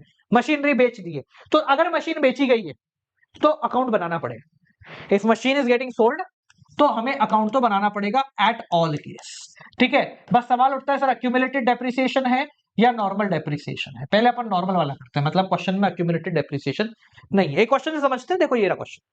मशीनरी है प्रीवियस ईयर 860 हो गई, नई साल की है 950, कुछ नहीं गिवन होता तो हम डायरेक्टली क्या करते, बीच का 90,000 रुपए हो गया, वो आपकी हो गई परचेस, खत्म हो जाता। ठीक है, पर क्वेश्चन में बहुत चीजें गिवन है। ये देखो, पहला डेप्रिसिएशन गिवन है 40,000 का, अलग से गिवन है तो खाता तो बनाना पड़ेगा। ठीक है, इसके अलावा मशीनरी सोल्ड करी है 25,000 में, जिसकी बुक वैल्यू थी 20,000 रुपए। तो देखो, जब भी इस प्रकार का क्वेश्चन आएगा आपको एक चीज पहले क्लियर करनी है। क्या है सर जो हमें क्लियर करना है? वो है प्रॉफिट या लॉस। जैसे सबको भूल जाओ, मशीन 25 में बेची जिसकी कीमत थी 20,000, जो मशीन 20,000 की थी उसको 25 में बेच दी, तो पहले यहां से निकालो 25,000 का तुम्हारा प्रॉफिट। बस इतना करने में सक्षम हो क्या, तो आ गया तुम्हारा खाता। ठीक है, चलो मशीन का अकाउंट बनाते, same to same. To balance CD कितना है, 8,60,000, बाय बैलेंस बीडी 9,50,000। ठीक है, अब क्या क्या है, डेप्रिसिएशन है, डेप्रिसिएशन लिख देते हैं, ये तो तुम्हारे बैलेंस हो गए, वाइट से लिखते हैं। बाय डेप्रिसिएशन 40,000, बाय मशीनरी बेची है, बैंक कितने में बेची, 25,000 में, बेचने से प्रॉफिट हुआ तो टू गेन ऑन सेल 5,000 का, खत्म। बस बैलेंस निकाल लो, हो गया काम। लो साहब, बैलेंस निकाल दिया हमने, कितना हो गया, 950, 990। चलो ऐसे कर लेते हैं, 990 तो हो गया 10,15,000। लो भाई 10,15,000। ठीक है, तो ये हो गया 90, 90 में तो 60, 90 में से ये तो 90,000 का डिफरेंस हो गया। बैलेंस कैलकुलेट करो। हाँ भाई 90,000 तो 1.5 लाख हो गया करीब, है ना, 1.5 लाख हो गया, 90 65, 90 60 1.5 लाख। ठीक है, ये आ गया तुम्हारा डिफरेंस, इधर आ रहा है तो बैंक बैलेंसिंग फिगर, परचेस, खत्म हो गया। कितना आसान है, बस आपको करते रहना, you have to go into flow. जैसे आप फ्लो में गए आपका काम हो गया, यहाँ पर फ्लो से बाहर निकले मामला बिगड़ गया। ठीक है, कौन सी चीज का आएगी सर, कितना आसान है, देखो ये तो पहरेदार है, इनको तो भूल जाओ। Depreciation, non cash, sale investing में ऐड हो जाएगा, gain on sale non cash, याद दिलाऊं, याद है ना सबको, हाँ, परचेज इन्वेस्टिंग में माइनस हो जाएगा। बस आप पहले करना कैसे है, पहले आपको ये खाते बना लेने हैं, सब चीजों को लिख लेना है ताकि अपन नंबरिंग कर लें कौन सी चीज किसमें आएगी। ठीक है, चलो आखिरी लास्ट, अक्यूमुलेटेड डेप्रिसिएशन। दुनिया डर जाती है अक्यूमुलेटेड डेप्रिसिएशन से। क्वेश्चन में लिखा हुआ साहब, ये रहा, लो हो भाई, लो अब लो, मर गए साहब, डेप्रिसिएशन भी दो दो है, मर गए हम तो, सांस ले दो, अरे डरना नहीं है। पहले लॉजिक समझ लो अक्यूमुलेटेड डेप्रिसिएशन क्या होता है। अक्यूमुलेटेड डेप्रिसिएशन का मेन लॉजिक ये होता है कि जैसे मशीन हमने खरीदी मान लो 10 लाख की, हम इसकी वैल्यू कम नहीं करना चाहते, तो हम क्या करेंगे, इस पे जो डेप्रिसिएशन लगेगा ये एक सेपरेट खाते में चलता रहेगा। मान लो 10,000 लग गया, 20,000 लग गया, ये अलग खाते में चल रहा है जिसका नाम है अक्यूमुलेटेड डेप्रिसिएशन। बस इसका ये मतलब होता है। तो बेसिकली जब भी हम मशीन बेचते हैं तो मशीन बेची जाती है कॉस्ट माइनस डेप्रिसिएशन के हिसाब से। मतलब भाई डेप्रिसिएशन उधर पड़ा हुआ है, उसको इधर लेके आते हैं, बस इतना सा लॉजिक है। तो क्या करना होता है, जब भी अक्यूमुलेटेड डेप्रिसिएशन होता है तो हम जो मशीन बेची है उसके डेप्रिसिएशन को भी उठा के लाना पड़ता है, क्योंकि हमारा जो मशीनरी अकाउंट है ये कॉस्ट पे चल रहा है। सिंपल, और कुछ नहीं। वापस समझ लो, मशीनरी अकाउंट जो है, जब अक्यूमुलेटेड डेप्रिसिएशन अलग से आता है तो इसका मतलब है कि मशीनरी अकाउंट में डेप्रिसिएशन है ही नहीं। तो जब हम मशीन बेचते हैं तो उसका डेप्रिसिएशन उठा के मशीन में लेके आना पड़ता है। ठीक है, तो सिर्फ इतना सा फर्क है कि जब मशीन बेचेंगे तो जो मशीन बिक रही है उसका डेप्रिसिएशन भी उठा के लाएंगे। ठीक है, पहले मैं खाता समझा देता हूं कैसे बनेगा। ठीक है, ये लो तुम्हारा अक्यूमुलेटेड डेप्रिसिएशन का अकाउंट, ठीक है, और ये लो तुम्हारा मशीन का अकाउंट। ठीक है, ये कैसे बनता है, इसका भी बैलेंस होता है, तो by balance credit side balance होता है इसका, opening balance, to balance CD तुम्हारा हो गया क्लोजिंग बैलेंस। ठीक है, हाँ, जो इसमें जो डेप्रिसिएशन लगता है, अब डेप्रिसिएशन इधर नहीं इधर लगेगा, बाय डेप्रिसिएशन करंट ईयर जो लगा, और जो मशीन हम बेचेंगे उसका डेप्रिसिएशन यहां से उठा के यहां लाना पड़ता है, तो वो यहां लिखा जाता है टू मशीनरी, और यहां मैं लिख रहा हूं डेप्रिसिएशन ऑन मशीन सोल्ड। ये नहीं आया ना समझ में तो एक दो बारी और देख लेना, बहुत रेयर चांस है कि आपके क्वेश्चन में आए, पर फिर भी बेटर है। ठीक है, ये वही प्रोविजन फॉर टैक्स जैसा है, चार चीजें हैं, तीन गिवन होंगी, चौथी आप निकाल। ठीक है, तो बस ये जो है ये पोर्शन आप उठा के यहां ले आओगे, इसके अलावा कोई फर्क नहीं है। एज पर दिस क्वेश्चन देखते हैं। ठीक है, इस क्वेश्चन को देखते हैं, मैं ये दोनों को मिटा रहा हूं। ठीक है ना, इन दो में से कोई एक चीज गिवन होगी, बाकी दूसरी अपने को निकालनी पड़ेगी। हाँ भाई, क्वेश्चन देखते हैं। जब क्वेश्चन है कि मशीनरी है, आपकी कॉस्ट दे रखी है ओपनिंग और क्लोजिंग, तो पहले मैं मशीनरी का बैलेंस लिख देता हूं, टू बैलेंस CD 4 लाख, और ये बाय बैलेंस BD 4,20,000। ठीक है, यहां तक ठीक है।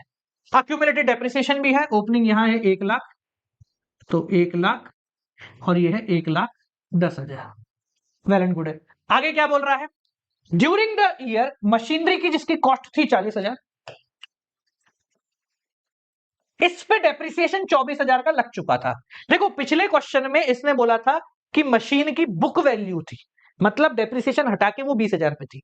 यहां क्या बोल रहा है, एक्यूमुलेटेड डेप्रिसिएशन में हमेशा ऐसा बोलता है कि मशीन की कॉस्ट है 40,000, इस पे अब तक हम डेप्रिसिएशन लगा चुके हैं 24,000 का, पर वो अलग से पड़ा हुआ, इसमें तो नहीं आएगा, इसमें पड़ा होगा, तो कहां पड़ा रहता है, वो यहां पड़ा रहता है, पीले कलर से लिखेंगे। तो टू मशीन जो बेच रहे हैं उस पे डेप्रिसिएशन ऑन सोल्ड मशीन कितना है, 24,000 का लगा हुआ है। ठीक है, तो देखो यहां ले आते हैं, इसको उठा के ले आते हैं, बाय अक्यूमुलेटेड डेप्रिसिएशन 24,000 का डेप्रिसिएशन है किस पे, जो मशीन बेच रहे हैं, तो इसकी एक्चुअल कीमत कितनी हो गई, 40 की मशीन थी, 16 का डेप्रिसिएशन लगा हुआ है, मशीन कितने की हो गई, 16,000 की, बेचा कितने का है, 20,000 का, फिर फायदा कर लिए, बस बना। तो बाय बैंक सेल्स कितने में कर दी भैया, 20,000 में, बेचने से फायदा हुआ तो गेन ऑन सेल 4,000 में, खत्म हो गया। ठीक है, समझ गए, तो जो मशीन बेची उसका डेप्रिसिएशन उठा के यहां लिया, खत्म हो गया क्वेश्चन। अब लो बैलेंस निकाल ले भैया, कितना हो गया, 4, 20 और 40, 4, 64,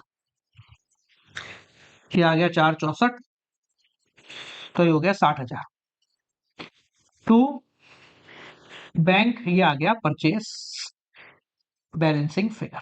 ठीक है, इसका बैलेंस निकाल लेते हैं, 1,10,000 और 24 कितना हो गया, 1,34,000, 1,34,000, जो डिफरेंस आया 34,000 का, ये हो गया आपका डेप्रिसिएशन, कौन सा, करंट ईयर का डेप्रिसिएशन। ठीक है, ये सब 11 में पढ़ा हुआ तुमने। ठीक है, ये कौन सा था, जो मशीन बेची उस पे, और ये है करंट ईयर का डेप्रिसिएशन। सर कौन सी चीज कहां पर आएगी, एक बार समझा दो बस फटाफट से। देखो भैया, ये कहीं नहीं आएगा क्योंकि ये तो बिक गया, नॉन कैश डेप्रिसिएशन के नाम से ये भी गया, ये तो जाते ही पहरेदार तो सब चले गए अपने। ठीक है ना, हाँ, बेची है, investing, add investing minus gain on sale, non cash. So before starting the question आपको पहले ये सारी चीजें लिख लेनी है, इससे फायदा क्या होगा, हम कभी भी कंफ्यूज भी नहीं होंगे और बहुत इजीली अपना काम खत्म हो जाए। ठीक है जी, तो बाल को अब बताओ, मजा आया, कैश फ्लो स्टेटमेंट पूरा हो गया,